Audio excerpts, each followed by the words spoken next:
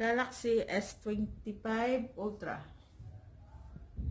Mag-unbox tayo ng S25 Ultra na Galaxy. Thank you sa pa-birthday ng aking mudir. Ngayon, kanina kasi, ano na to, ito yung nandito. So, late ko nang ma-realize na i-video nga rin pala to. So, kaya natanggal ko na to. Anong laman ng unboxing ng box na to? Bukod sa ito yung mobile. Teka lang ha. Anong brand niyan? S25. Ano nga? Ultra.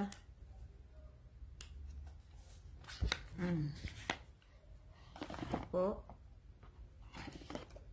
Ayan siya. May protector pa siya. Charge ko pa siya mamaya. Ayan po. Ang color niya, black. Wala kasing ibang available na color daw. Sabi nung nagregalo sa akin. At ano pa ba to? Ano ba to? Charger? Hindi, wala. Hindi na nagpa-provide ng charger ang kahit na anong mobile, kahit iPhone.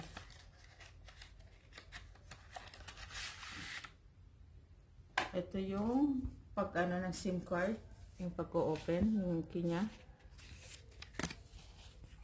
Ito. Uy, may ano siya. Talaga, charger, wala lang yung adapter. Siya.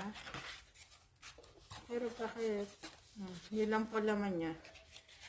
Akala ko meron siyang parang pen. Wala siyang pen.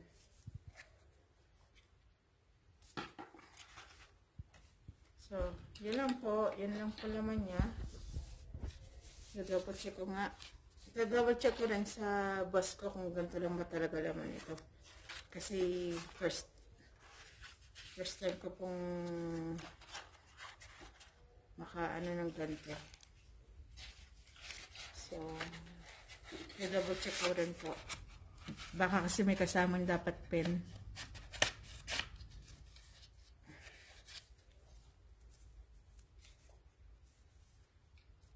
Okay po, that's all.